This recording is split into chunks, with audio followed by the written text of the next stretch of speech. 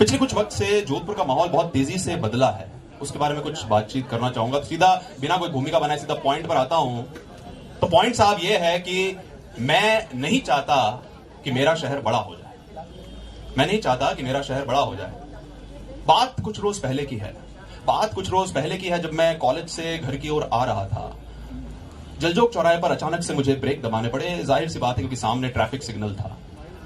Traffic signal की उस 1 से 30 की गिनती में एक अजीब सा ख्याल मेरे जहन में आ गया जो भीतर तक मुझे बहुत बहुत ज्यादा डरा गया। ये जलजोग पर सिग्नल पहले नहीं था, ये जलजोग पर ट्रैफिक सिग्नल पहले नहीं था, ये मिनरवा पर वन वे पहले नहीं था, ये गोलियों का चलना पहले नहीं था, पर आज है क्योंकि मेरा शहर अब बड़ा हो रहा है।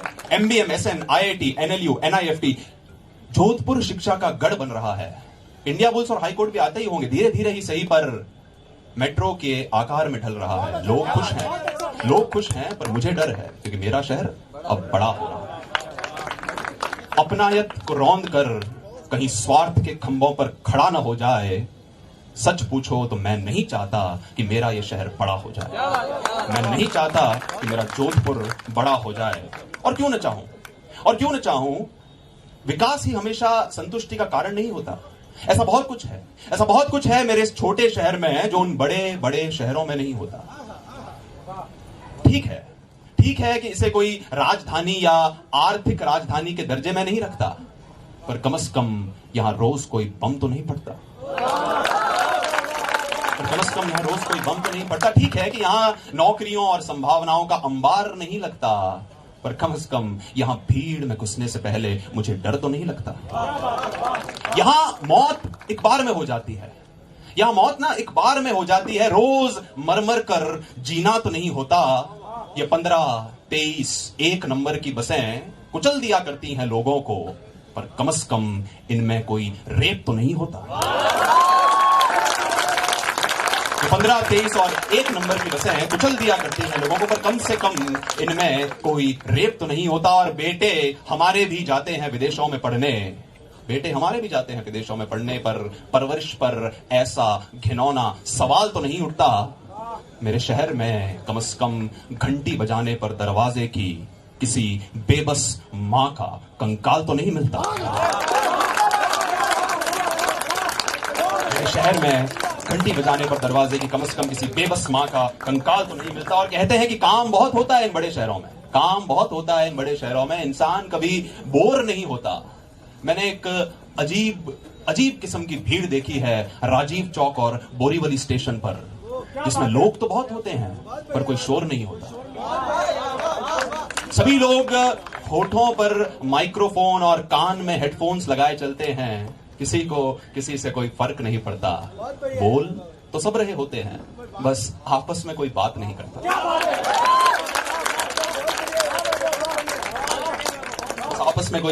और हम रेगिस्तान में रहकर भी खुश रहते हैं क्योंकि शायद हमें पानी की कदर रहती है। अरे हम उस दिल्ली से तो बहुत बेहतर हैं जहां यमुना के रहते भी जनता पानी को तरसती है। और एक कतरा भी नहीं छोड़ते जमीन का। वहां इतना विकास और निर्माण होता है। अरे इंसान तो छोड़ो साहब, वहां तो कब्रिस्तान भी जमीन का मोहताज होता है।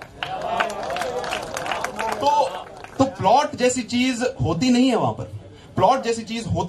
पर। लोग फ्लैट्स में रहते हैं, न छत अपनी होती है न जमीन, फिर भी न जाने उसे घर क्यों कहते हैं। मनमुटाव हमारे यहां भी होते हैं, पर थोक के भाव तलाक नहीं होते। घर हमारे ईंट के नहीं पत्थरों के बनते हैं, शायद इसीलिए इतनी आसानी से रिश्ते नहीं टूटते। न्यूयॉर्क में बैठा मेरा दोस्त कहता है कि मुझे किसी चीज की कमी नहीं खलती। साला करोड़ों कमाता हूं यार, पर फिर भी यहां घर की रोटी नहीं मिलती। रात का वक्त जहां उन शहरों में महिलाओं के लिए असहज और असुरक्षित समझा जाता है, उस समय में आज भी मेरे शहर में धींगा गबर का उत्सव मनाया जाता है।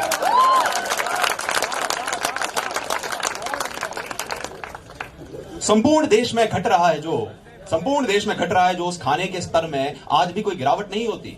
मैं गर्व से कहता हूं कि मेरे भीतरी शहर की दुकानों में आज भी कोई मिलावट नहीं होती। सियासतगर्द आज भी जहां धर्म के नाम पर फूट डालने में पड़े हैं और आकाओं के एक इशारे पर जहां हिंदू मुसलमान एक दूसरे को काटने के लिए खड़े हैं, उस वक्त में भी यहां हमारे खांडा फलसा जैसी कई जगहों पर मंदिर और मस्जिद आज भी फक्र से एक साथ खड़े हैं। और आप बड़े शहरों में जाकर चाहे अरबों का धंधा करेंगे, पर जनाब आपका पैसा संभालने को सीए तो हम ही तैयार करेंगे। और हमारे छोटे शहरों में ना फ्लाईओवर बड़े कम रहते हैं, हमारे छोटे शहरों में ना फ्लाईओवर बड़े कम रहते हैं, और शायद इसलिए बुलंदी पे पहुंचकर भी हमारे पांव हमेशा जमीन पर ही रहते हैं। और ये ह्यूमिलिटी हमारे चरित्र का वो गहना है जो बड़ी दूर से नजर आ जाता है। कोहली जी दिल्ली और धोनी जी रांची से आते हैं, ये फर्क साफ पता पड़ जाता है। और एक बात बताओ कि एक एक करके अगर ये सारे छोटे शहर बड़े हो जाएंगे तो फिर छुट्टियां होने पर सुकून पाने के लिए बच्चे घर लौट कर क्यों आएंगे? घड़ी की सुइयों से एक अजीब किस्म की लड़ाई सी लड़ता है। मैंने देखा है कि बड़े शहरों में कैसे आदमी अपनी नींद बेचकर काम करता है। हम 24 घंटे काम नहीं करते और हमारे यहां शायद उतनी कमाई नहीं होती, पर साहब किस काम का है वो जीवन और किस काम का है वो पैसा जिसमें मित्र के संग 5 मिनट की रोज हताई नहीं होती? किस काम का है वो? तो बड़ा शहर बेशक इंसान को काबिल, स्वतंत्र और दौलतमंद बनाता है, पर ये सब बन जाने के बाद वो समझ पाता है कि वो उसे किस हद तक अकेला बनाता है। तो मैं नहीं चाहता साहब, मैं नहीं चाहता कि मेरा शहर जो है वो बड़ा हो जाए। मैं नहीं चाहता कि मेरा शहर बड़ा हो जाए। नहीं चाहता कि जिस्म फरोशी और ड्रग्स का जहर यहां की हवाओं में घुले। नहीं चाहता कि किसी मेट्रो का दरवाजा नई सड़क स्टेशन पर खुले। नहीं चाहता कि जुर्म और दहशतगर्दों का बोलबाला यहां इस कदर बढ़ने लगे कि रावण के चबूतरे का रावण भी उनके आगे छोटा लगने लगे। नहीं चाहता कि यहां भी वो खोखला दिखावे का व्यापार शुरू हो जाए। नहीं चाहता कि यहां भी सड़कों पे ट्रैफिक का वो अंबार हो जाए, और जो हर घर में होती है ना, जरूरत नहीं सिर्फ दिखावे के लिए, हर वो सफेद एक्टिवा कार हो जाए। नहीं चाहता कि अवसाद और लाचारी के चलते यहां रोज कोई आत्महत्या करे। मैं नहीं चाहता कि मेरे शहर का आदमी अपनी नींद बेचकर काम करे।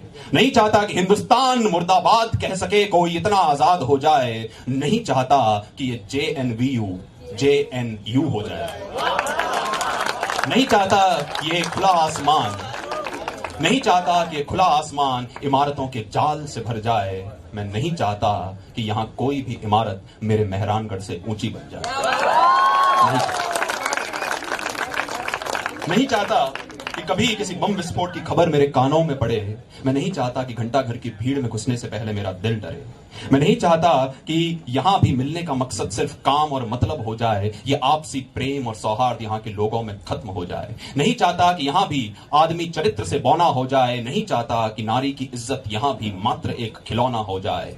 अपनायत को रौंद कर स्वार्थ के खम्भों पर खड़ा हो जाए। मुझे माफ करना, पर मैं नहीं चाहता कि मेरा शहर बड़ा हो जाए। मैं नहीं चाहता कि मेरा शहर बड़ा हो।